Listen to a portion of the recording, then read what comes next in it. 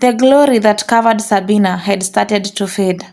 What had started like a dream was slowly turning into a nightmare she could no longer hide. Her salon, once overflowing with women, started to look empty. Clients who used to wait for hours suddenly stopped coming. Rumors had spread too far. People whispered that Sabina's salon was cursed, that her combs stole destinies, that everyone who sat on her chairs would suffer misfortunes. Some laughed at the gossip, but many believed it and fear kept them away. Sabina tried everything to keep her business afloat, but damage was done. The fear in the air was too strong. Nana's salon, on the other hand, had begun to flourish again. Customers who had abandoned her started returning, saying that at least they knew Nana's hands were clean. Sabina grew desperate. That evening, she rushed back to the priestess by the riverside. "Why have you come?" the priestess asked coldly. "Mama, things are falling apart," Sabina pleaded. "Clients are running from me. People are calling me cursed. Even the jar glows at night and I can't sleep. What should I do?" The priestess laughed wickedly. "Did I not warn you? Power comes with a price. You cannot stop halfway. If you want your fame back, the goddess demands more." Sabina swallowed her. "More? What do you mean?" the priestess whispered. "This time it will not be enough to take destinies. The goddess wants blood, human sacrifice." Sabina gasped in horror. Her heart pounded and tears filled her eyes. "Mama, I can't do that. I only wanted customers, not blood on my hands." The priestess' smile vanished. "Then prepare for your destruction.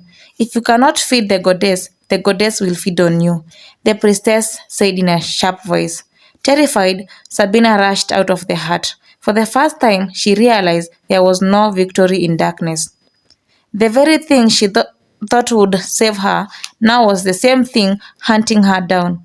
While she was trembled with fear, Nana was preparing with the pastor to expose her secret once and for all. Sabina could no longer recognize herself. Her once glamorous salon was now a shadow of her former glory.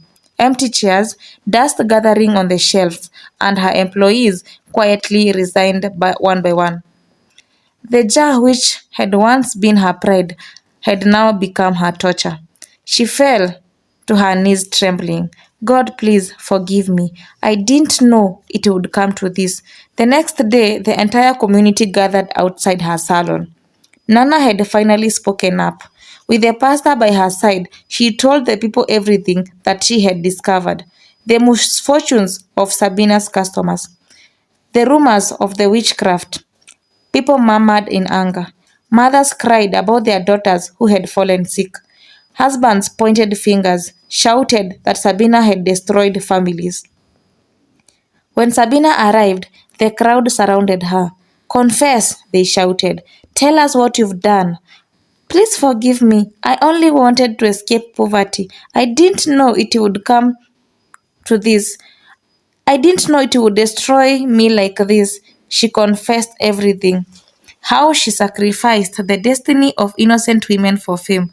Her voice cracked with regret, but the people wept in shock. The pastor raised his Bible and shouted, "Darkness cannot hide forever. What is done in secret will always be exposed." Sabina fell to the ground wailing. Her pride was gone, her secret laid bare. She begged for mercy. No one drew close to her, even her own mother, who had rushed at the skin. She stood at a distance, crying bitterly. "Sabina, why? Why did you choose this path?" As the sun set, that evening Sabina sat alone in her salon, broken, humiliated, and abandoned. She knew her end was near. The next day, she ran to the riverside to ask for help from the priestess. When she reached the hut, the priestess was sitting outside. Her piercing eyes calm, almost mocking. The priestess laughed a cold, bitter sound. "You foolish girl, did you think well from the river lasts forever? You are only a vessel. The goddess has taken what she wanted, the destinies of those women, and now your own destiny has been drained too." You are empty. Sabina's voice broke. But you promised me success. You promised me fame. The priestess leaned forward and whispered, I promised you nothing. You begged for power and you got it. Now you must live with a price. Sabina tried to argue, but the priestess turned her back and entered the hut, leaving her kneeling in the dirt. No more help, no more power, only silence. From that day, Sabina's downfall became complete. Loan collectors stripped her of everything. Her salon closed permanently, and her beauty faded as sickness weakened her body. She became a shadow of herself, wandering the market barefooted, begging for food. Nana passed her one afternoon outside. This is why you should be careful. Not all that glitters is from God. Shortcuts only lead to destruction. Evil promises betray in the end. True success is slow, steady, and honest. Anything built on envy and shortcuts will eventually collapse. My guys, please bless me with a subscribe. I'll appreciate. Thank you so much. See you on the next video.